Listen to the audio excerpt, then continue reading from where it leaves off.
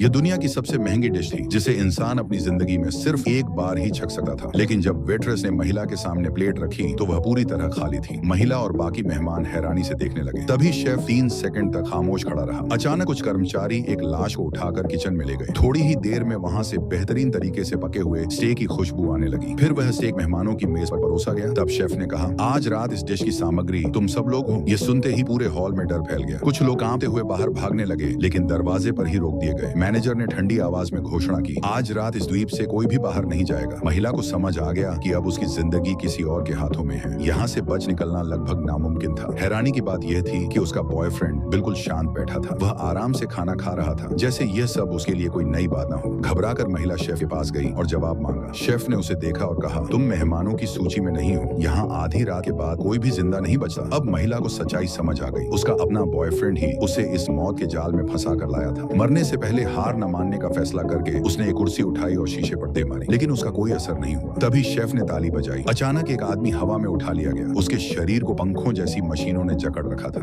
वह दुनिया का सबसे अमीर आदमी था, जिसे सिर्फ मेन्यू पर सवाल उठाने की सजा दी जा रही थी। सभी लोग डर के मारे देखते रहे, जबकि वह धीरे धीरे पानी में डूबता गया और भयानक दर्द के साथ मर गया। जब सबकी उम्मीद खत्म होने लगी, तभी शेफ ने घोषणा की, तुम सबके पास भागने के लिए 50 सेकंड है। उसके बाद शिकार शुरू होगा। जो सबसे पहले पकड़ा जाएगा वही अगली डिश बनेगा। काउंटडाउन शुरू हो गया। लोग अपनी जान बचाने के लिए भागने लगे। कुछ पुरुष तो अपनी साथी महिलाओं को भी छोड़कर दौड़ पड़े। 50 सेकंड खत्म होते ही शेफ और उसका स्टाफ शिकारियों की तरह पीछे पड़ गए और कुछ ही मिनटों में लगभग सभी लोगों को पकड़ लिया। फिर शेफ धीरे धीरे महिला के बॉयफ्रेंड के पास पहुंचा। उसने पूछा, जिस साथी को लाने का वादा किया था वह कहाँ है? बॉयफ्रेंड बोला, मुझे पता था कि आज रात यहाँ सब मर जाएंगे। मैं नहीं चाहता था कि मेरी एक्स गर्लफ्रेंड इस अंजाम तक पहुंचे, इसलिए उसकी जगह मैं इसे ले आया। यह सुनकर महिला का गुस्सा फूट पड़ा और उसने उसे जोरदार थप्पड़ मार दिया। शेफ चुपचाप उसे अपने साथ किचन की ओर ले गया। फिर उसने घोषणा की, अगली डिश आखिरी होगी, लेकिन उसके लिए एक धातु की बाल्टी चाहिए। मैनेजर ने महिला को चाबी थमा दी और वह तेजी से शेफ के पुराने घर की ओर दौड़ पड़ी। वहाँ बाल्टी ढूंढते समय उसे एक रेडियो ट्रांसमीटर मिला। उसने तुरंत पास के तटरक्षक बल कोस्ट गार्ड से संपर्क किया और मदद मांगी। फिर वह शांत चेहरा बनाए बाल्टी लेकर वापस रेस्टोरेंट लौट आई। शेफ को अभी तक कुछ पता नहीं था, लेकिन तभी बाहर से पुलिस और कोस्ट गार्ड के सायरनों की तेज आवाज गूंजने लगी।